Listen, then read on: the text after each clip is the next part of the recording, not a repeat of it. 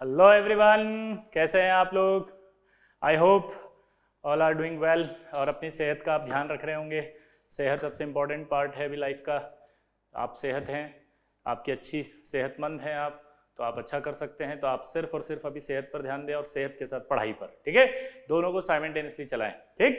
और उसी क्रम में अब हम आगे बढ़ते हैं। आज हमने पिछले लेक्चर में पढ़ा था, वो पढ़ा था सॉल्ट एनालिसिस। क्या पढ़ा था? Salt analysis. और सॉल्ट एनालिसिस के अंदर हमने पढ़ लिया था सोडा एक्सट्रैक्ट सॉल्यूशन। और एक टाइप की रिएक्शन हमारी कंप्लीट हो गई थी जिसे हमने नाम दिया था पीपीटी रिएक्शन या एक्सचेंज रिएक्शन। क्या नाम दिया था जिसको अपन ने? पीपीटी रिएक्शन या बोलो आयन एक्सचेंज रिएक्शन या डबल डिकम्पोजिशन रिएक्शन, ठीक है? तो आज हम स्टार्ट करने वाले हैं दूसरी रिएक्शन।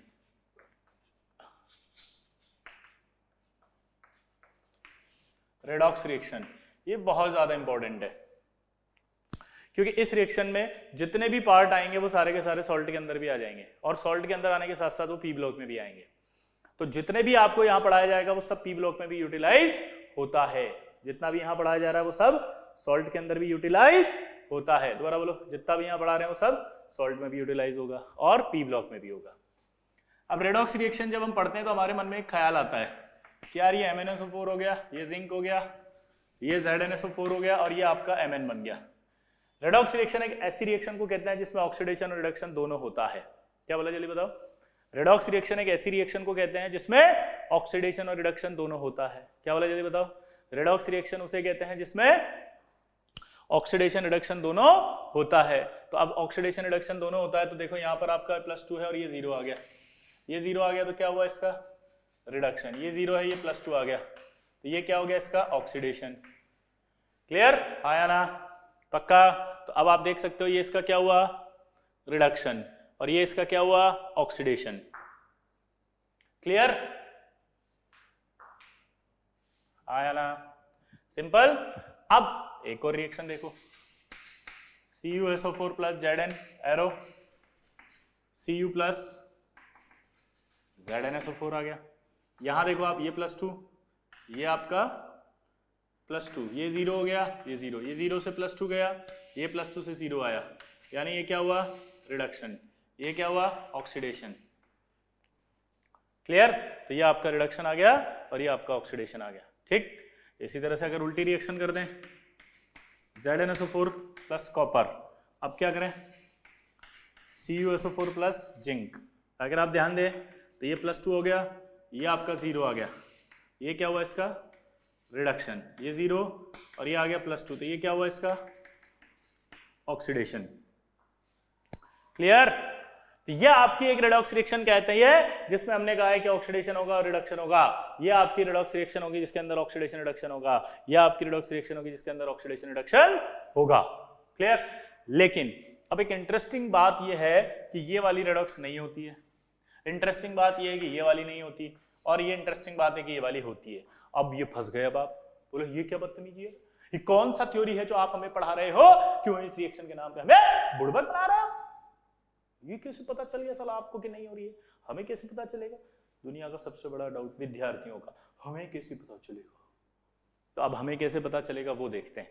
इसको देखने के लिए आपको एक सीरीज पता होनी चाहिए और वो ये होती है लिथियम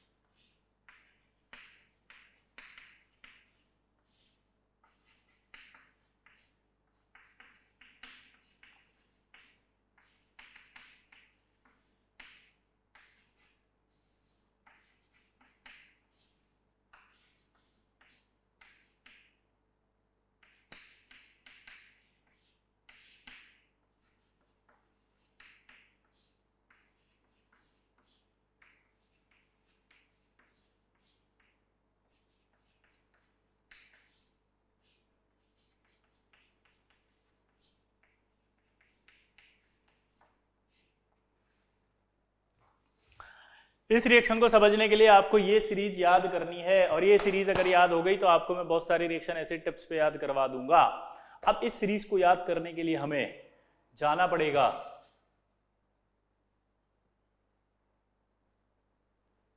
ये नीचे वाली दिखाई नहीं दे रही यार, है ना, ये दिख रहा है देखो जरा, ली के काका ने, हाँ ली तो दिख रहा है।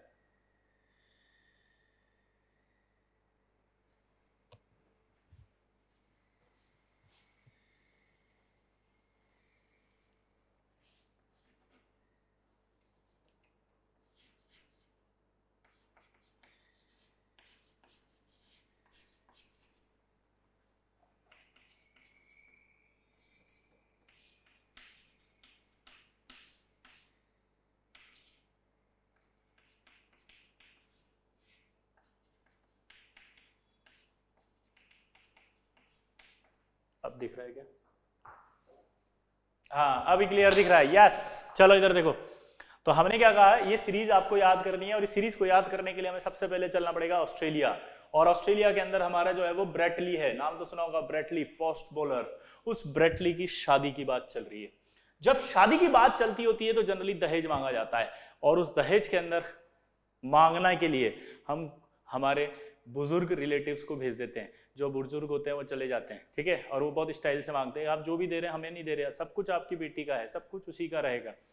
तो जब दहेज की बात हुई तो दहेज की बात के अंदर क्या हुआ जरा देखना, कि ली के काका ने मांगी अलमारी, ली के काका ने मांगी अलमारी। देखो आप, अलमारी मांग रहा है वो, यानी कि जब हमने अपने अंकल को भेजा कि जाओ दहेज की बात करके आओ, तो वो जाकर वहां क्या बोलते हैं कि अलमारी दे दो एक। सब शॉक्ड हो गए, सब शॉक्ड हो गए, और हम भी शॉक्ड हैं कि अलमारी मांग रहा है। तो जब उसने देखा सबको कि शॉक्ड है, तो उसने कहा बेवकूफ वाले, तुम्हारे जैसों की शादी नहीं है, ब्रेटली की शादी, बहुत पैसा उसके पास, बहुत पैसा इधर उधर उड़ उड़ के जाता है, इसलिए हमें एक अलमारी चाहिए अच्छी, शालीमार जैसी, डिजिटल, ताकि हम उसमें पैसे बचा के रख सकें। तो ली के काका ने मांगी अलमारी। अब देखो अंकल क्या बोलते काका, कि money, generator, car, fridge, CD को नी स्नेह, यानी कि वो कह रहा है कि पैसा है, यानी पैसा, जो जनरेटर, जो बड़े बड़े डीजी सेट आते हैं, डीजी सेट आने पर आपको पता है क्या होता है, डीजी सेट आते हैं तो डीजी सेट में क्या होता है, बहुत महंगे आते हैं वो DG set, generator, car no doubt बहुत महंगी महंगी आती है, fridge, CD player, home theatre system जो होते हैं वो, कोनी स्नेह, ये सब नहीं चाहिए। कोनी स्नेह, स्नेह मतलब अफेक्शन नहीं है, प्यार नहीं है, इन सब चीजों से बहुत है उसके पास। तो उसने क्या बोला, ली के काका ने मांगी अलमारी, money, generator, car, fridge, CD, कोनी स्नेह, इन सब चीजों से कोई मतलब नहीं है। तो ये की पॉइंट एक अलग हो गया, ठीक है, ये की पॉइंट अलग हो गया, ठीक। और ये की पॉइंट के बाद अब ये अगला की पॉइंट है, इसमें क्या है, ये प्रभा, प्रभा नाम की एक लड़की है, ये कोटा में कोचिंग करने आई है। अब ये क्या पढ़ाई कर रही है, लेकिन ये क्या कर रही है, पढ़ाई करने के साथ इसका ग्रुप बन गया, और ग्रुप वालों ने सबने सोचा आज तो हम जुलूस निकालेंगे। तो जुलूस निकालने के लिए प्रभा जो है वो झंडा लेके आगे चल रही है। तो जब कोई झंडा लेके आगे पड़ता है और पुलिस आती है मारने, तो सबसे पहले उसी के पड़ती है। तो यही हुआ उसके साथ, ठीक है। क्या हुआ देखो, प्रभा ही कुटी होगी आज आऊं, और जब पिटाई होती तो आवाज आती ना, आऊं आई आ ऊ आई नहीं, तो क्या हुआ, प्रभा ही कुटी होगी आज आऊं। क्लियर। तो ये दो की पॉइंट आपके पास हो गए। ये मैंने की पॉइंट इसलिए बनाया प्रभा वाला कि ये सब मिलकर के एक जैसी रिएक्शंस देंगे, ये सारे एक जैसी देंगे, वो अलग देंगे, ठीक है। तो ये सारे के सारे, अब इनकी प्रॉपर्टी लिख रहा हूं मैं, स्ट्रॉन्ग रिड्यूसिंग एजेंट कहलाते हैं। ये यहां से यहां तक लेड भी आएगा उसमें, माइल्ड रिड्यूसिंग एजेंट कहलाते हैं। और ये कॉपर वाला जो है, कॉपर, इससे मिला के ये वीक रिड्यूसिंग एजेंट कहलाते हैं।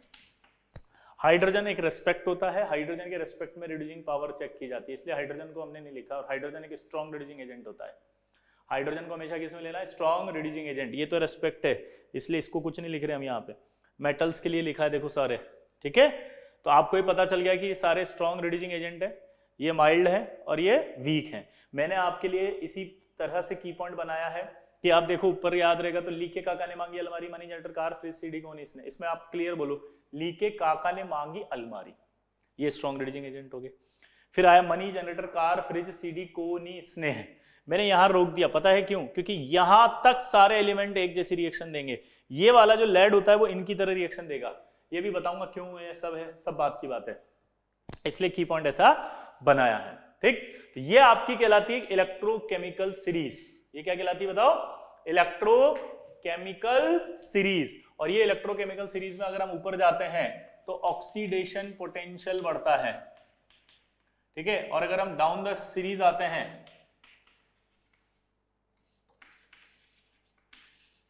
तो रिडक्शन पोटेंशियल बढ़ता है। दोबारा बोलो, ऊपर जाते हैं तो क्या होता है? ऑक्सीडेशन पोटेंशियल बढ़ता है, ठीक। और नीचे आते हैं तो रिडक्शन पोटेंशियल बढ़ता है। ऊपर जाते हैं तो ऑक्सीडेशन पोटेंशियल बढ़ रहा है, नीचे आने पर रिडक्शन पोटेंशियल बढ़ रहा है। अब सुनो, ये ऑक्सीडेशन पोटेंशियल का मतलब क्या होता है? ध्यान से सुनना पहले, कईयों को तो हो सकता है ये नहीं बताओ। तो जब एक एलिमेंट अपना इलेक्ट्रॉन निकालता है तो इस प्रोसेस को कहते हैं ऑक्सीडेशन। जिसका ऑक्सीडेशन होता है वो खुद क्या होता है? Reducing agent. और अगर कोई इलेक्ट्रॉन ले ले तो उसका क्या हो गया? ये रिडक्शन। और जिसका रिडक्शन हुआ वो खुद क्या होता है? Oxidising agent. तो यानी कि अगर ऊपर ऑक्सीडेशन पोटेंशियल बढ़ता है तो इसका मतलब निकलता है वो ऑक्सीडाइज होने की टेंडेंसी रखेगा। अगर वो ऑक्सीडाइज होने की टेंडेंसी रख रहा है तो इसका मतलब वो क्या है? रिड्यूसिंग एजेंट है। ऑक्सीडाइज होने की टेंडेंसी रख रहा है तो वो क्या है? रिड्यूसिंग एजेंट है। तो यहां पर ये M जो है वो क्या है? रिड्यूसिंग एजेंट है। यानी इनका ऑक्सीडेशन पोटेंशियल ज्यादा है, इसका मतलब ये ऑक्सीडाइज होने की टेंडेंसी रखेंगे। मतलब किसी भी रेडॉक्स रिएक्शन में ये जो ऊपर वाले हैं ये अपने से नीचे वाले एलिमेंट के रेस्पेक्ट में सिर्फ ऑक्सीडाइज होंगे। ये जो ऊपर वाले हैं वो अपने से नीचे वाले में के रेस्पेक्ट में सिर्फ, ये जो ऊपर वाले हैं वो अपने से नीचे वाले के रेस्पेक्ट में सिर्फ ऑक्सीडाइज होंगे। ये जो ऊपर वाले हैं वो अपने से नीचे वाले में सिर्फ ऑक्सीडाइज होंगे, सिर्फ ऑक्सीडाइज्ड होंगे, सिर्फ ऑक्सीडाइज्ड होंगे, सिर्फ ऑक्सीडाइज। तो दिमाग की बत्ती जलाओ, ऊपर वाला कौन है? मैंगनीज। जिंक क्या है? नीचे। मैंगनीज ऊपर है, जिंक नीचे। ऊपर वाला है तो सिर्फ ऑक्सीडाइज होगा, इस रिएक्शन में रिड्यूस हो गया, यानी ये रिएक्शन नहीं हो सकती, गलत। इसलिए ये गलत, ये रेडॉक्स नहीं है। कॉपर और जिंक में देखो, कॉपर ऊपर है या जिंक? जिंक ऊपर है, कॉपर नीचे है, तो जिंक क्या होगा? सिर्फ ऑक्सीडाइज। लेकिन यहाँ जिंक क्या कर दिया आपने? ऑक्सीडाइज। कॉपर को क्या किया? रिड्यूस, इसलिए ये रिएक्शन हो रही है। नीचे आओ, नीचे आने पर अगर आप दिमाग लगाओगे तो क्या हुआ? यहाँ जिंक +2 से क्या बन रहा है? जिंक। दिमाग लगाओ, जिंक ऊपर है कि कॉपर? जिंक ऊपर है। अगर जिंक ऊपर है तो जिंक सिर्फ ऑक्सीडाइज होगा, रिड्यूस नहीं, तो ये रिएक्शन नहीं होगी। क्लियर? इसका मतलब क्या निकलता है? इसका मतलब ये निकलता है कि कोई भी रेडॉक्स रिएक्शन जो है वो इलेक्ट्रोड पोटेंशियल पर डिपेंड करती है। अब इलेक्ट्रोकेमिस्ट्री अगर आपको फिजिकल में नहीं पढ़ाया गया तो आपको पेशेंस रखना पड़ेगा इस लाइन के लिए। इलेक्ट्रोड पोटेंशियल क्या होता है ये फिजिकल वाले सर आपको एक्सप्लेन कर देंगे। क्लियर? दो पोटेंशियल होते हैं, एक ऑक्सीडेशन पोटेंशियल, एक रिडक्शन पोटेंशियल। यानी अगर मेटल ऑक्सीडाइज हो रहा है तो उसको कहते हैं ऑक्सीडेशन पोटेंशियल, अगर रिड्यूस हो रहा है तो उसको कहते हैं रिडक्शन पोटेंशियल। ठीक है, तो यानी कि रेडॉक्स जो हो रही है वो डिपेंड कर रही है इलेक्ट्रोड पोटेंशियल पर, और इलेक्ट्रोड पोटेंशियल जिन जिन फैक्टर पे डिपेंड करेगा उन सभी फैक्टर्स पे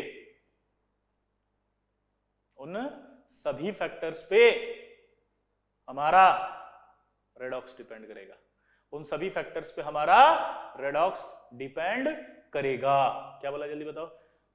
इलेक्ट्रोड पोटेंशियल जिन जिन फैक्टर पे डिपेंड करेगा उन सभी फैक्टर पर हमारा रेडॉक्स डिपेंड करेगा, उन सभी फैक्टर पे हमारा रेडॉक्स डिपेंड करेगा।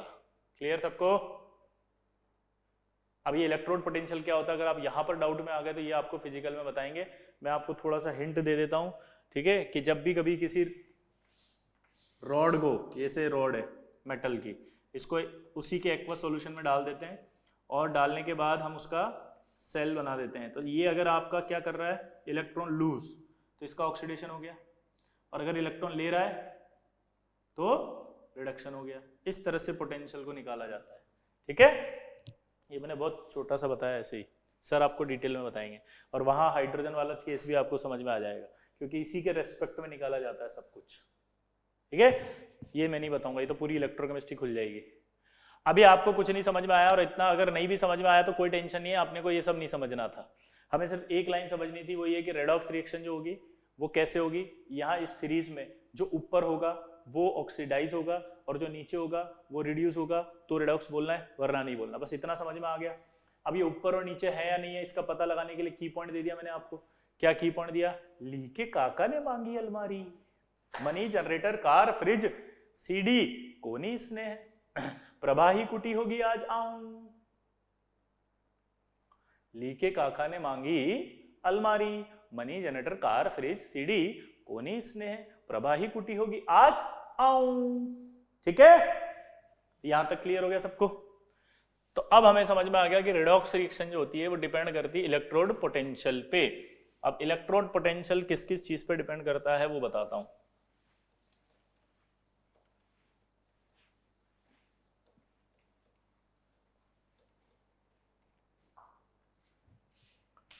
ये होता है इलेक्ट्रोड पोटेंशियल, और इसका फॉर्मूला होता है RTLN Q / NF, जहां पर ये T मतलब है टेम्परेचर,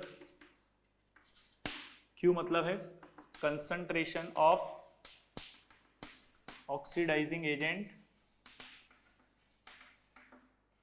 एंड रिड्यूसिंग एजेंट, यहां N बराबर है नंबर ऑफ इलेक्ट्रॉन्स जो ट्रांसफर हुए हैं, ठीक है। और F फेराडे कांस्टेंट है, R आपको पता ही गैसियस कांस्टेंट है। ये पूरी LNQ एक वैल्यू है कंसंट्रेशन ऑफ ऑक्सीडाइजिंग एजेंट और रिड्यूसिंग एजेंट की। अब आप देखो तो electrode potential directly proportional to किसके दिख रहा है? T के। इलेक्ट्रोड पोटेंशियल डायरेक्टली किसके प्रोपोर्शनल है? T। इलेक्ट्रोड पोटेंशियल इसके इनवर्सली प्रोपोर्शनल है, और इस कंसंट्रेशन के भी डायरेक्टली प्रोपोर्शनल है। क्लियर? तो यानी कि अब हम क्या लिख रहे हैं, ध्यान देना। पहला इफेक्ट जिस पर हमारा रेडॉक्स डिपेंड कर रहा है वो है नंबर ऑफ ट्रांसफर इलेक्ट्रॉन, और उसको हम यहां बोलते हैं pH ऑफ द सॉल्यूशन। क्या बोलेंगे इसको?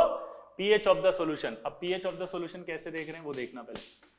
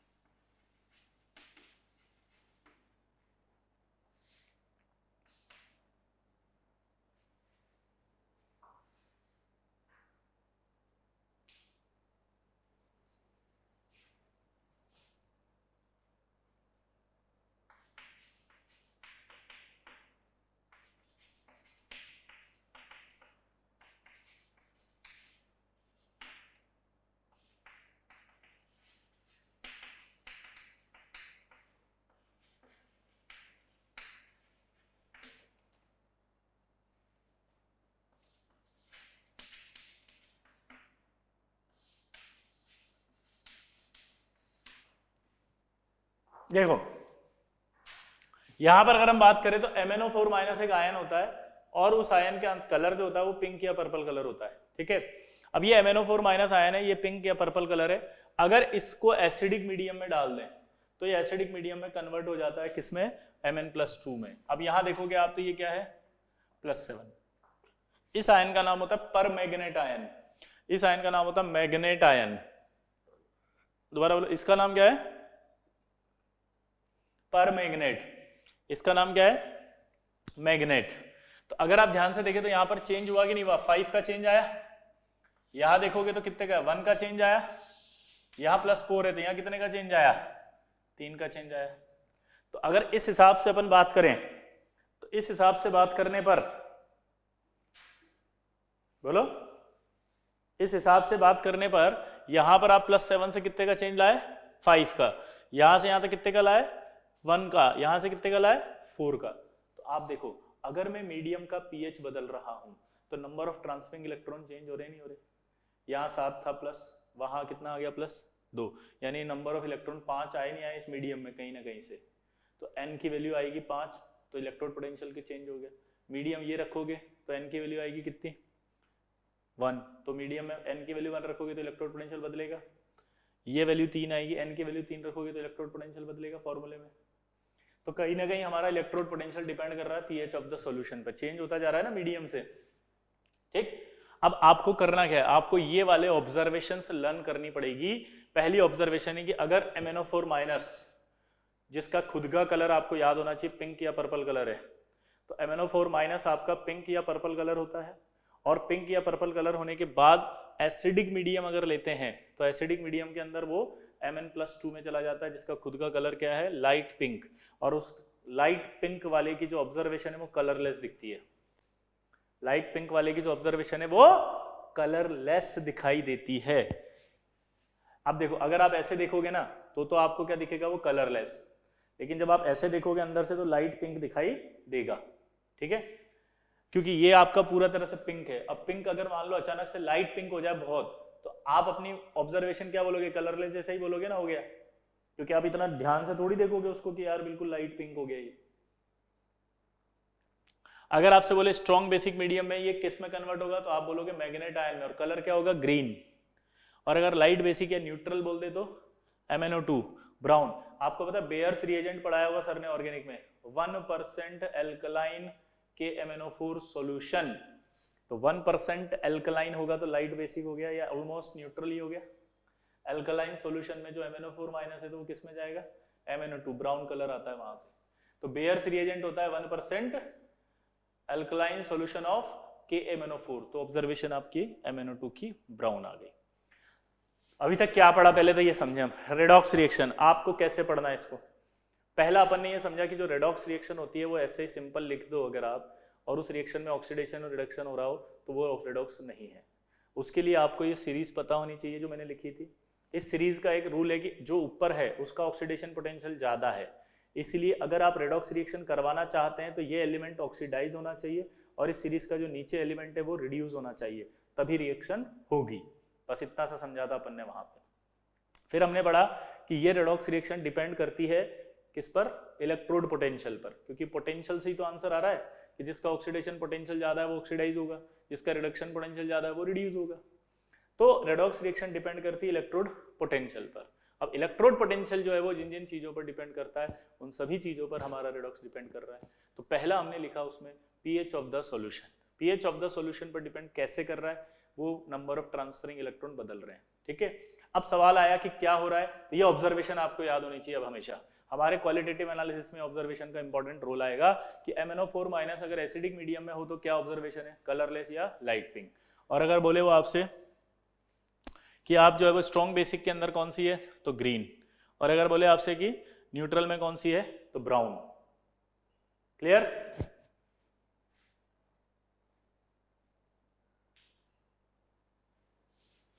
अब यहां पर एक सवाल पूछा था,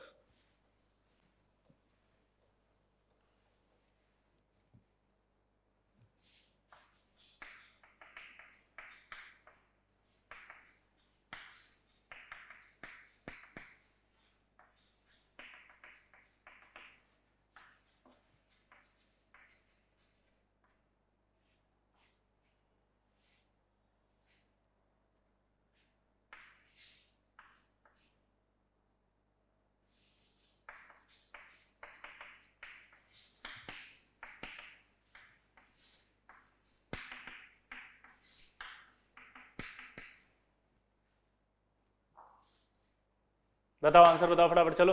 ओलंपियाड में आया हुआ सवाल है भाई ये। कहाँ आया था ये सवाल, जल्दी बताओ। ओलंपियाड में कहाँ आया था, ओलंपियाड में, चलो बताओ।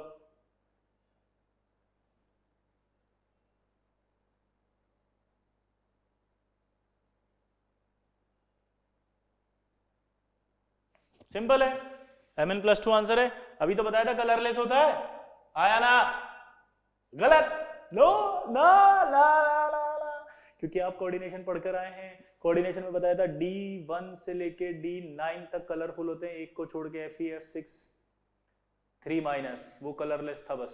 कौन था? FeF6 3 माइनस, सिर्फ ये कलरलेस है, बाकी सब कलरफुल होते हैं। ये D5 आ रहा है, D5 है तो ये कलरफुल है, इसीलिए मैंने इसका कलर भी लिखा था लाइट पिंक। क्लियर? जबकि टाइटेनियम को आप देखोगे तो टाइटेनियम पर +4, टाइटेनियम पर +4 है तो 3D0 आएगा, और आपको लिखवाया था मैंने कि D0 होता है तो कलरलेस होता है।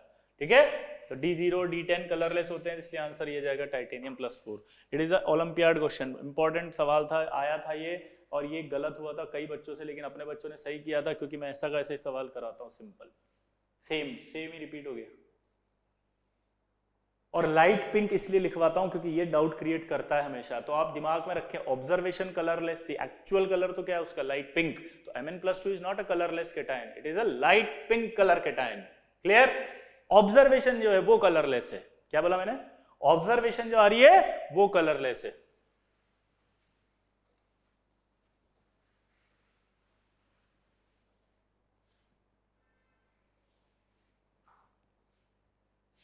हो गया? अब इधर देखो,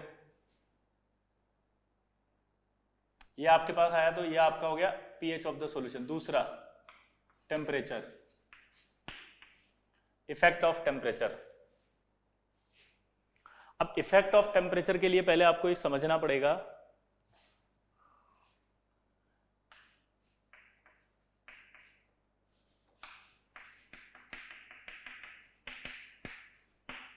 कि आपको सर ने अगर पढ़ाया हो थर्मोडायनेमिक्स तो आपको ये रिएक्शन अगर बताई हो, क्योंकि ये भी इलेक्ट्रोड पोटेंशियल उसमें आती है इलेक्ट्रोकेमिस्ट्री में, तो डेल्टा जी नोड बराबर होता है -NF E node electrode potential. Electrode potential यहाँ अगर देखें अपन तो नेगेटिव आ रहा है, यहाँ नेगेटिव पुट करेंगे तो पॉजिटिव आ जाएगा, पॉजिटिव आएगा तो रिएक्शन इधर से इधर जाएगी या इधर से इधर जाएगी? मुझे लग रहा है इधर से इधर जाना पसंद करेगी।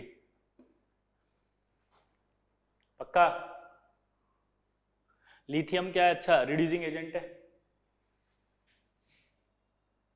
बोलो। तो यहां से अगर इधर जाएगा तो क्या हो रहा है? ये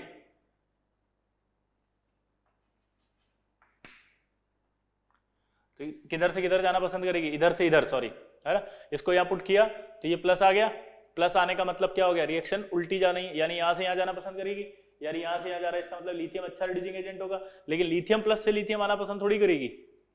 आपको ये तो पता है ना, डेल्टा जी अगर पॉजिटिव आता है तो रिएक्शन अपोजिट डायरेक्शन में जाती है, ना कि आगे की डायरेक्शन में। दोबारा बोलो, आराम से समझो। ये लिथियम प्लस से लिथियम का एक इलेक्ट्रोड पोटेंशियल की वैल्यू दे दी उसने, -3.05 पोटेंशियल की एक वैल्यू है। अब यहाँ पर आपको एक फॉर्मूला ये होता है, अगर आपको नहीं बताया तो अभी के लिए आप ध्यान रख लें, आपको सर बताएंगे, सब आ जाएगा। ये इस वैल्यू को देखो, ये दी हुई है, इस वैल्यू को यहाँ पुट करा तो प्लस क्या हो जाएगा? ये प्लस। डेल्टा जी प्लस होता है तो रिएक्शन का एक कॉन्सेप्ट होता है कि पीछे की तरफ जाती है, यानी लिथियम से लिथियम प्लस बहुत सारा बनेगा, लेकिन लिथियम प्लस से लिथियम नहीं जाएगा। तो इसका मतलब ये निकला कि जो लिथियम होगा वो तो स्ट्रॉन्ग रिड्यूसिंग एजेंट होगा, क्योंकि वो यहाँ से यहाँ भाग रहा है, लेकिन लिथियम प्लस यहाँ से यहाँ नहीं जा रहा है। इसका मतलब लिथियम प्लस क्या होगा? Weak oxidising agent. इससे एक थ्योरी तैयार हो गई हमारे पास। क्या थ्योरी तैयार हुई? कि अगर कोई स्ट्रॉन्ग रिड्यूसिंग एजेंट है तो उसका जो कैटायन होगा वो वीक ऑक्सीडाइजिंग एजेंट हो जाएगा। स्ट्रॉन्ग रिड्यूसिंग एजेंट है तो उसका जो कैटायन है, ऑब्वियस सी बात है, वो वीक रिड्यूसिंग एजेंट होगा। अब जो हाइड्रोजन होता है, अभी मैंने बताया था, वो स्ट्रॉन्ग रिड्यूसिंग एजेंट होता है। तो जो H+ बनेगा, अब वो H+ क्या बन जाएगा बताओ? Weak oxidising agent. क्या बन जाएगा वो? Weak oxidising agent. क्या बन जाएगा जल्दी बताओ? Weak oxidising agent. क्या बनेगा जल्दी बताओ? वो वीक ऑक्सीडाइजिंग एजेंट। क्या बन जाएगा जल्दी बताओ? Weak oxidising agent. तो अब हम जो रिएक्शन पढ़ रहे हैं वो समझना आप, हम पढ़ रहे हैं यहाँ पर सोडियम की रिएक्शन है पानी के साथ, और पानी के अंदर यहाँ पर ये H+ है, ये OH- है, ठीक है। और ये आपका सोडियम मैंने बताया था स्ट्रॉन्ग रिड्यूसिंग एजेंट है, और ये आपका एक वीक ऑक्सीडाइजिंग एजेंट है। क्लियर? अब रिएक्शन जब हो रही है तो यहाँ पर ये बन रहा है NaOH + H2, रेडॉक्स है कि नहीं? देखो, ये 0 से ये प्लस में आ गया और ये प्लस से 0 में चला गया, तो प्लस से 0 में गया तो क्या हो गया? इसका रिडक्शन। प्लस से 0 में गया तो क्या हुआ? रिडक्शन।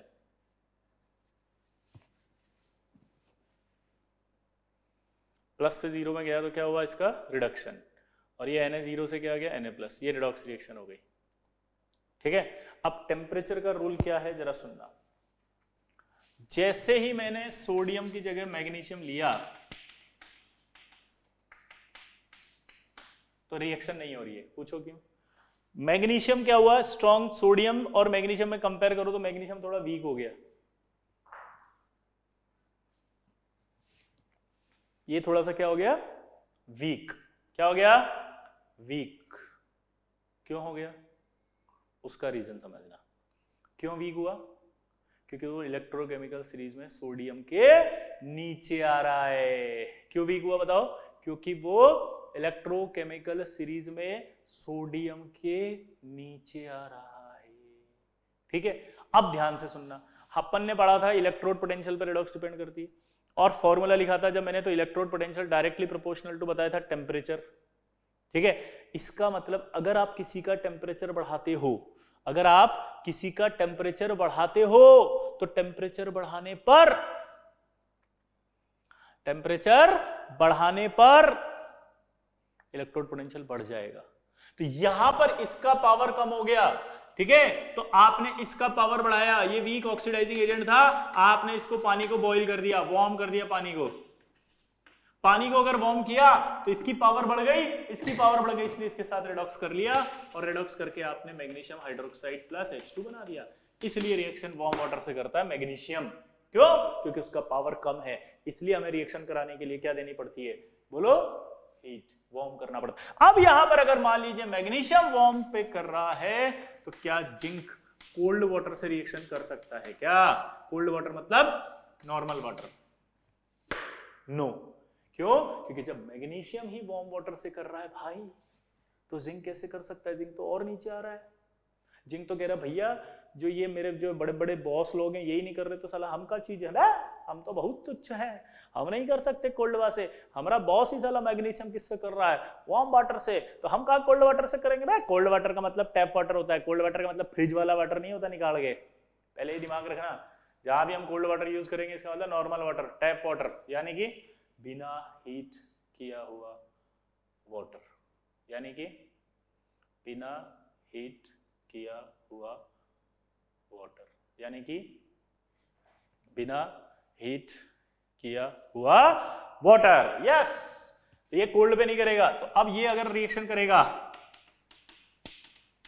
तो सोचो किस पे करेगा? ये वार्म पे कर रहा है तो ये हीट पे करेगा। ये किस पे करेगा? हीट। ये 0 प्लस और ये माइनस। तो अब देखो आप क्या होगा, ये रिएक्शन हो जाएगी। अब अगर ये हीट पे कर रहा है तो इसके नीचे एक और आ रहा है Fe, आयरन। क्या आयरन कर पाएगा हीट पे? नो, ना हीट पे करेगा, ना कोल्ड में करेगा, ना कहीं करेगा, नो रिएक्शन। इसलिए आपको इसको और ज्यादा टेम्परेचर देना पड़ेगा। और ज्यादा टेम्परेचर देंगे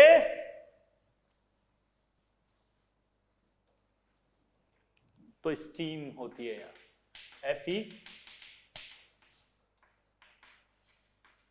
स्टीम पे रिएक्शन होती है, और ये आपका Fe3O4 प्लस H2 बनाता है। Fe3O4 क्यों बना? क्योंकि बहुत हाई टेम्परेचर दिया अपन ने, जिसकी वजह से यहाँ जो बना होगा वो आयरन हाइड्रोक्साइड बना होगा, वो टूट गया इसमें ऑक्साइड में।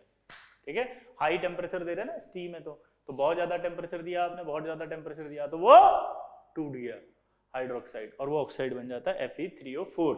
Fe3O4 खुद एक मिक्स्ड ऑक्साइड है, ये FeO प्लस Fe2O3 से बना होता है, जहां इसका ऑक्सीडेशन स्टेट +2 और +3। तो अगर सवाल कभी पूछे कि Fe3O4 क्या है, तो आप क्या बोलोगे? एक मिक्स्ड ऑक्साइड है। Fe3O4 में जो आयरन है उसका ऑक्सीडेशन स्टेट क्या है? तो आप बोलोगे +2 और +3। क्यों? क्योंकि वो FeO प्लस Fe2O3 से मिलकर बना है। क्लियर?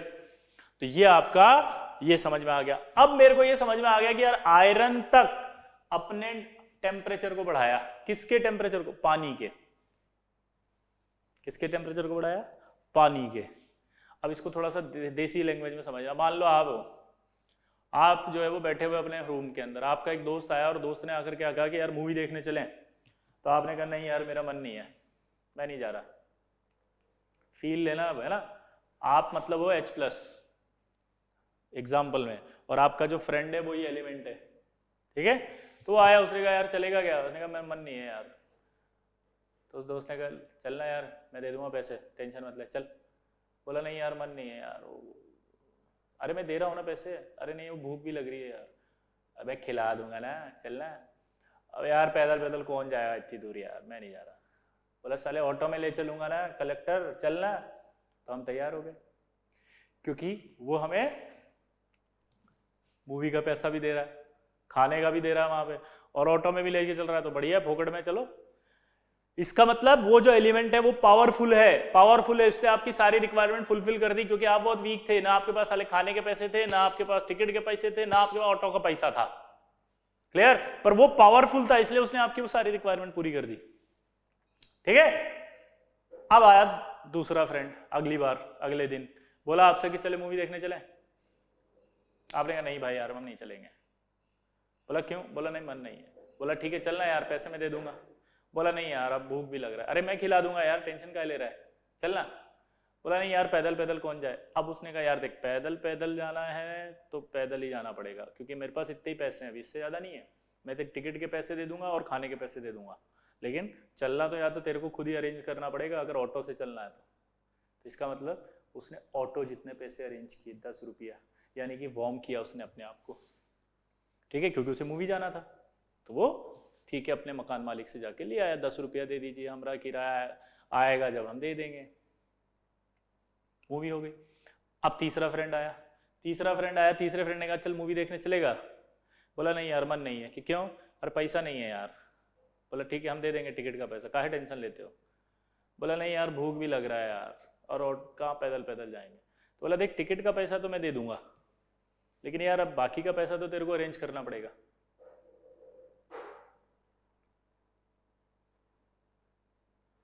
बोल।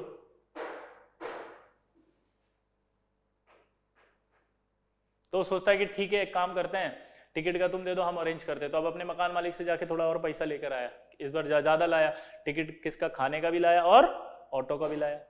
ज्यादा पैसा लाया मतलब ज्यादा टेम्परेचर लाया। ठीक है, अगली बार अगला फ्रेंड आया, अगला फ्रेंड ने कहा कि यार मूवी देखने चलेगा। उसने कहा ठीक है चलेंगे। तो अगले फ्रेंड ने कहा कि काम कर अपना पैसा तू खुद ला, मेरा पैसा मैं लाऊंगा तभी चलेंगे, मेरे पास नहीं है पैसे इतने। तो उसको मकान मालिक से मूवी देखने के लिए बहुत सारे पैसे लाने पड़े। अब की बार टिकट का पैसा भी लाया, अब की बार ये भी लाया, और समझिए तो स्टीम कर दिया। अब खत्म हो गया। अब ध्यान से सुनना, अब वो जो आप H+ था वो खत्म हो गया, क्योंकि पैसा मांग चुका खूब सारा। भाई इतना पैसा ले लिया, टिकट का ले लिया, खाने का ले लिया, ऑटो का ले लिया, अब क्या करें। तो अब आयरन से नीचे वाला, यानी अब अगला फ्रेंड जब आएगा तो वो आयरन से नीचे वाला है। अगर वो कहेगा कि मूवी देखने चल रहा है तो हम क्या बोलेंगे, चलो। बोला पैसा तो तुम लाओ साले। आयरन से नीचे वाला क्या बोलेगा, मूवी देखने चले।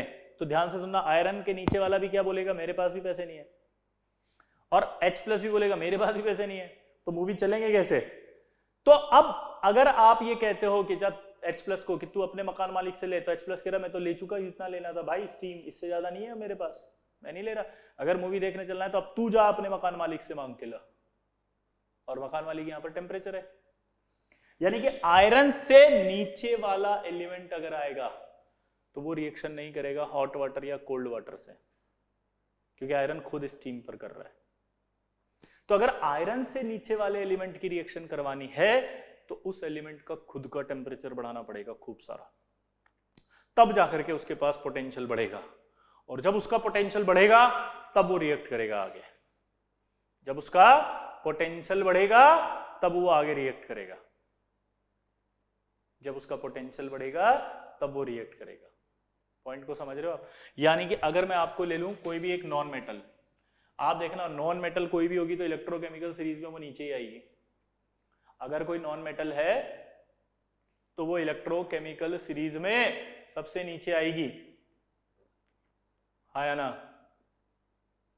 नीचे आएगी। मेटल से तो नीचे आएगी तो उसका पोटेंशियल तो और कम होगा, नीचे आएगी तो उसका पोटेंशियल तो और कम होगा। तो अगर मान लीजिए आपने कहा बोरोन की वाटर से रिएक्शन कराओ, चाहे वो कोल्ड हो चाहे हॉट हो, तो आंसर है नो रिएक्शन। बट अगर बोरोन को खुद को हमने रेड हॉट ले लिया, बोरोन को खुद को अगर हमने रेड हॉट लिया तो रिएक्शन हो जाएगी और B2O3 + H2 बाहर आएगा।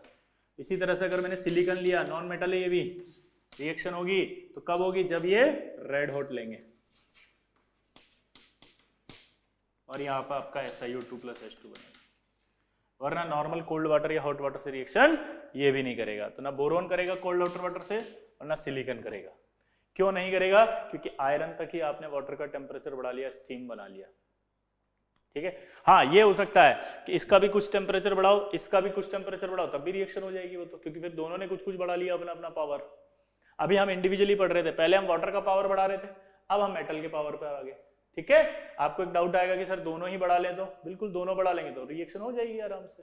ठीक है, तो फील आई कि नहीं आई कि टेम्परेचर का रोल आ रहा है? क्योंकि अगर आप टेम्परेचर बढ़ा रहे हो तो रिडॉक्स पॉसिबल हो पा रही है, वरना रिडॉक्स पॉसिबल नहीं हो पा रही। इसलिए क्वालिटेटिव एनालिसिस में कभी कभी कोई रिएक्शन नहीं हो रही होती तो एग्जामिनर आपको कहता है जाके बॉईल कर लो इसको, और आप जब उसे बॉईल करते हो तो रिएक्शन हो जाती है। जब आप उसे बॉईल कर लेते हो तो रिएक्शन हो जाती है, जब आप उसे बॉईल कर लेते हो तो रिएक्शन हो जाती है, इसलिए बॉईल करने पर काई रिएक्शन हो जाएगी। तो ये इफेक्ट ऑफ टेम्परेचर आया है। क्या बोला जल्दी बताओ मैंने? ये इफेक्ट ऑफ टेम्परेचर।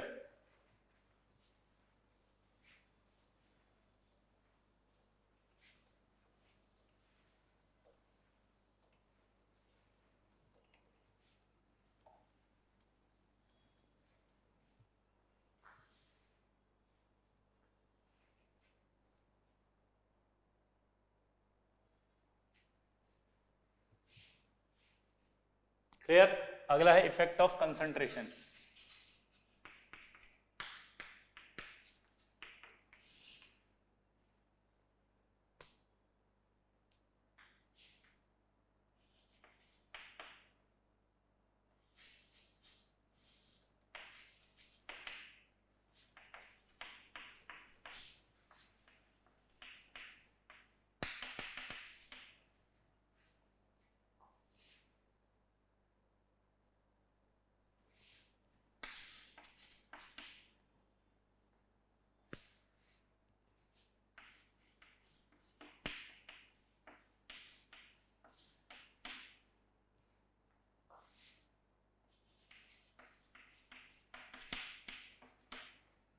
आप देखो अगर प्रोडक्ट्स की बात करें तो यहाँ जिंक है, जिंक जब डाइल्यूट H2SO4 से रिएक्शन कर रहा है तो बन रहा है आपका ZnSO4 प्लस H2। जिंक की जब कंसंट्रेटेड H2SO4 से करा रहे हैं तो बन रहा है ZnSO4 प्लस SO2।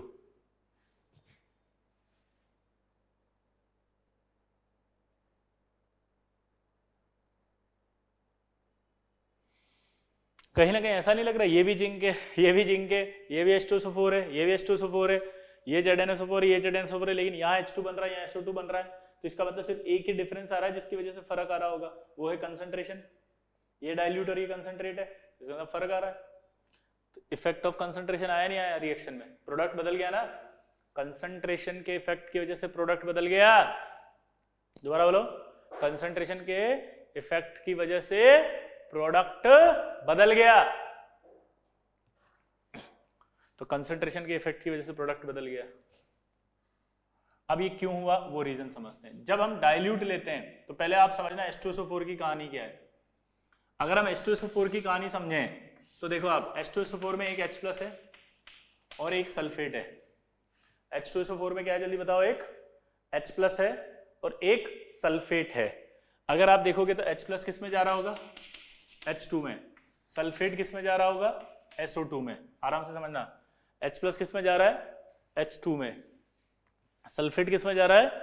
SO2 में। तो अगर मैं यहां पर ध्यान दूं तो ये क्या है? +6। ये क्या हुआ? +4। यहां प्लस है तो ये क्या हुआ? 0। इसका क्या हो रहा है? रिडक्शन। और रिडक्शन हुआ तो ये खुद क्या है? Oxidising agent. इसका क्या हुआ? रिडक्शन, यानी ये क्या है? Oxidising agent. तो दिमाग की बत्ती जलाओ, ये क्या है? Oxidising agent. ये भी क्या है? Oxidising agent. तो यानी जब आप H2SO4 ले रहे हो तो हमारे पास दो ऑक्सीडाइजिंग एजेंट है। यहां पर दो ऑक्सीडाइजिंग एजेंट होने की वजह से यहां पर प्रेफरेंशियल ऑक्सीडाइजिंग एजेंट ही रिएक्शन में पार्टिसिपेट करता है, और डाइल्यूट जो होता है उसमें प्रेफरेंशियल ऑक्सीडाइजिंग एजेंट H+ होता है, और कंसंट्रेशन में preferential oxidising agent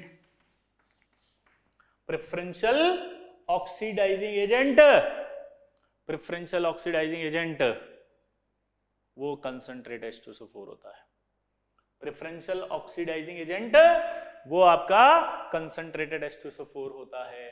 preferential oxidising agent आपका कंसंट्रेटेड H2SO4 होता है। प्रेफरेंशियल ऑक्सीडाइजिंग एजेंट जो है वो कंसंट्रेटेड H2SO4। सल्फेट तो SO2 बन रही है, डाइल्यूट ले रहे हैं तो H2 बन रही है। तो आज के बाद आपको ये क्लियर याद करना है, क्योंकि यहाँ इलेक्ट्रोड पोटेंशियल की वैल्यू से आंसर आया है। वैल्यू अभी आपको नहीं पता, क्यों? इलेक्ट्रो नहीं पढ़ा। इलेक्ट्रो पढ़ भी लिया तो इनकी वैल्यूज आपको नहीं पता, ठीक है। हाँ, इलेक्ट्रो अगर पढ़ा है तो फील आ जाएगी कि जो सर लिखते थे जैसे Cl- और Cl2 बराबर -3.6, तो उसकी वैल्यू पुट करके आप रिएक्शन बना लेते थे। तो आपको क्लियरली अब याद हो गया कि डाइल्यूट H2SO4 में जो प्रेफरेंशियल ऑक्सीडाइजिंग एजेंट है वो H+ होगा, और कंसंट्रेटेड H2SO4 के अंदर जो प्रेफरेंशियल ऑक्सीडाइजिंग एजेंट है वो सल्फेट होगा। ये फिक्स हो गया माइंड में आज के बाद। अब इसमें कोई आर्गुमेंट नहीं होगा, कोई डिस्कशन नहीं होगा, सिंपल है, इसको दिमाग में बिठा लो। क्या बिठाया? डाइल्यूट H2SO4 अगर होगा तो प्रेफरेंशियल कौन है? H+, तो रिएक्शन में क्या बनता है? H2। कंसंट्रेटेड तो प्रेफरेंशियल कौन है? सल्फेट, तो क्या बनता है? SO2। समझ में आ रहा है? इसलिए डिफरेंस आया। तो क्लियर हो गया। अब देखो, अगर आपको सवाल दे दे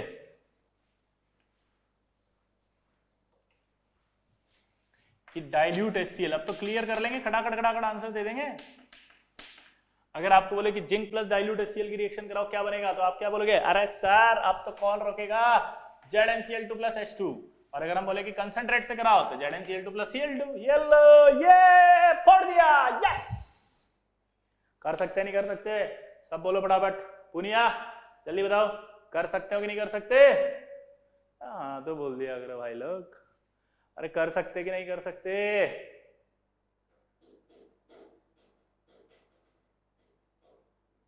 नहीं, यहीं पर भी H2 बनेगी।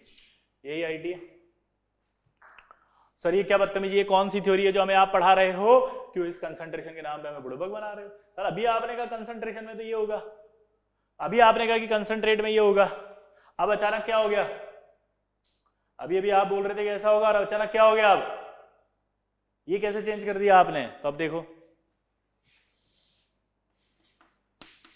HCl की बात कर ले, H+ से क्या बनाया? H2।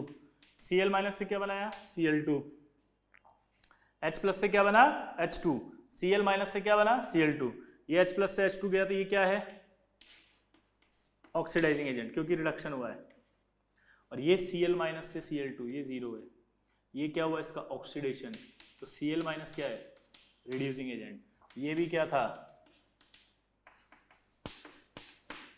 अब रिड्यूसिंग एजेंट है मेटल, तो ये रिड्यूसिंग एजेंट इनमें से किससे रिएक्ट करता है? ऑक्सीडाइजिंग एजेंट से।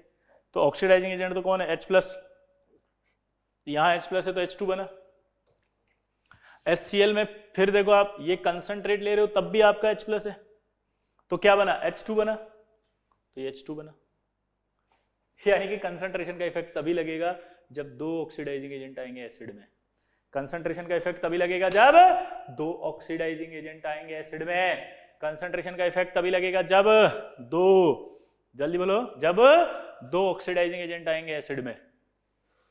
जब दो ऑक्सीडाइजिंग एजेंट आएंगे एसिड में। कब? जब दो ऑक्सीडाइजिंग, बोलो, दो ऑक्सीडाइजिंग एजेंट आएंगे। यहाँ HCl में एक ही ऑक्सीडाइजिंग एजेंट है H+, तो अगर एक ही ऑक्सीडाइजिंग एजेंट है H+, तो सीधा H2 बनेगी, सीधा H2 बनेगी। क्लियर? तो कंसंट्रेशन का इफेक्ट यहाँ नहीं लग रहा। ठीक, अब इसी बेसिस पर हम सॉल्ट के अंदर दो डेफिनेशन पढ़ रहे हैं। एक है ऑक्सीडाइजिंग एसिड। डेफिनेशन क्या है? क्या बोल रहा हूं मैं?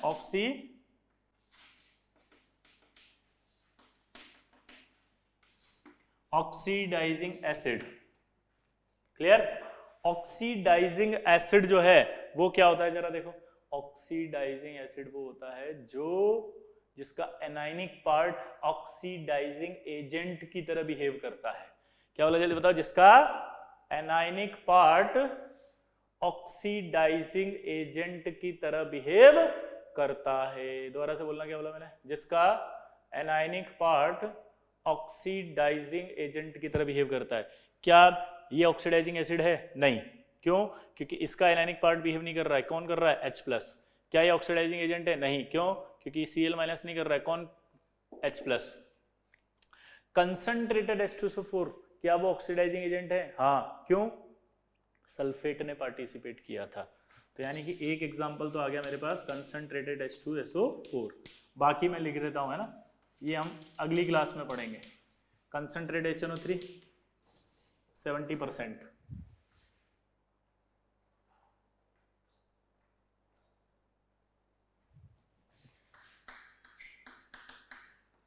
डाइल्यूट HNO3 20%, और वेरी डाइल्यूट HNO3 वो आपका 6%। ये सारे ऑक्सीडाइजिंग एसिड में काउंट होंगे। नॉन ऑक्सीडाइजिंग एसिड,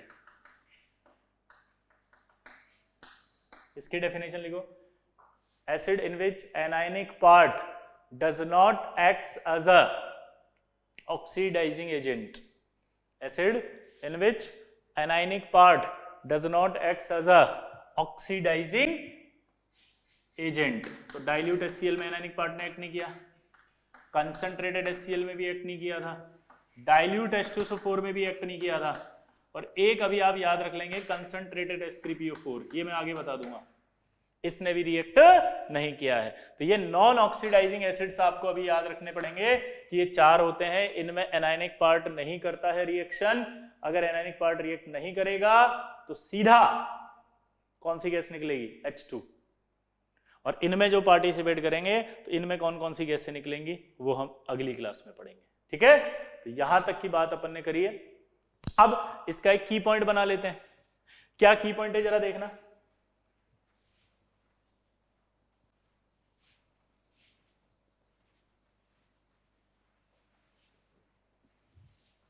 की पॉइंट ये है कि अगर metal plus non oxidising acid आ गया तो H2 निकलती है, और मेटल जो होना चाहिए वो कौन सा होना चाहिए? Above hydrogen. और अगर मेटल जो है वो बिलो हाइड्रोजन है तो फिर वो नॉन ऑक्सीडाइजिंग एसिड से रिएक्ट नहीं करता। अब देखो इससे क्या फायदा हुआ। अब इसकी पहले तो मेटल लिख लेते हैं अपन। मेटल क्या थी? ली के काका ने मांगी अलमारी, money generator, car, fridge, CD को नी, स्नेह प्रवाही, कुटी होगी आज आऊं। तो यहां देखो आप, ये हाइड्रोजन था, हाइड्रोजन से ऊपर कितने एलिमेंट है? 1 2 3 4 5 6 7 8 9 10 11 12 13 14 15। अब फील करना, हाइड्रोजन से ऊपर 15 एलिमेंट है। नॉन ऑक्सीडाइजिंग एसिड में हमेशा H+ होगा ऑक्सीडाइजिंग एजेंट, एनायनिक पार्ट नहीं हो सकता उसका, तो H+ ही होगा। H+ होगा तो हमेशा क्या बनेगा? H2 ही बनेगा। H+ होगा तो हमेशा क्या बनेगा? H2 ही बनेगा। तो ये H2 बन गया। बिलो वाली रिएक्ट नहीं करेगी क्योंकि बिलो वाले वीक होते हैं, बताया था आपको, वीक रिड्यूसिंग एजेंट है। H+ भी होता है जो वो वीक ऑक्सीडाइजिंग एजेंट है। तो वीक और वीक रिएक्ट नहीं कर सकते, तो ये रिएक्ट नहीं करेंगे। क्लियर? अब आपको पता लग गया कि हाइड्रोजन के ऊपर 15 एलिमेंट हैं जो रिएक्ट कर सकते हैं। आपको पता चल गया कि नॉन ऑक्सीडाइजिंग एसिड हमारे पास 4 हैं, dilute HCl, concentrate HCl, dilute H2SO4 और कंसंट्रेट H3PO4। अगर आपने ये 4 एसिड आज याद कर लिए कि ये नॉन ऑक्सीडाइजिंग एजेंट है, नॉन ऑक्सीडाइजिंग एसिड है, तो आपको क्लियर हो गया कि इनसे हमेशा रिएक्शन होगी तो H2 निकलेगी। तो दिमाग में बैठ गया H2 निकलेगी। 15 एलिमेंट आपको याद हो गए, 4 एसिड ये याद हो गए, तो 15 × 4 करोगे तो 60 रिएक्शन याद हो गई। नींद में भी कोई पूछे खट बता दोगे कैसे? आपसे बोलेगा कि क्या zinc plus dilute HCl react करते हैं? आप बोलोगे हाँ, ली के काका ने मांगी money generator, car, fridge, CD को नी, स्नेह प्रभा, हाँ करेंगे। बोलेगा Ag plus dilute HCl, no. Copper plus dilute HCl, no. Copper plus concentrate HCl, no. Copper plus dilute H2SO4, no. Zinc plus dilute H2SO4, yes. देखो आप हवा में बोलते रहो कितना भी, ये सारे रिएक्ट नहीं कर रहे हैं। 60 रिएक्शन तो वो याद हो गई। अब बाकी 1 2 3 4, 4 इंटू क्या करेंगे? 4, 16 ही हो गई। एक और आता है प्लेटिनम, 5 हो जाते हैं एलिमेंट ऐसे, तो 5 × 4 करोगे तो 20, तो 60 और 20 80 रिएक्शन याद हो गई एक ही बार में, क्योंकि ये रिएक्शन नहीं करते। तो रिएक्शन आपसे बोलेगा 4 ऑप्शन देके कि which of the following reaction is not possible, तो आपको लिखा होगा copper plus dilute H2SO4 arrow CuSO4 plus H2। क्या ये पॉसिबल है? नहीं, dilute H2SO4 non oxidising acid है, कॉपर रिएक्ट नहीं कर सकता उससे, जिंक कर सकता है। क्लियर सबको? फील आई कुछ? अब अगली क्लास में हम ये वाले पढ़ेंगे, ठीक है? तब तक के लिए टाटा बाय बाय। याद कर लेना इसको, और अगला डीपीपी भी आप कर लेंगे, अगला डीपीपी सेकंड वाला ना, ट्राई कर लेना, उसको हो जाएगा।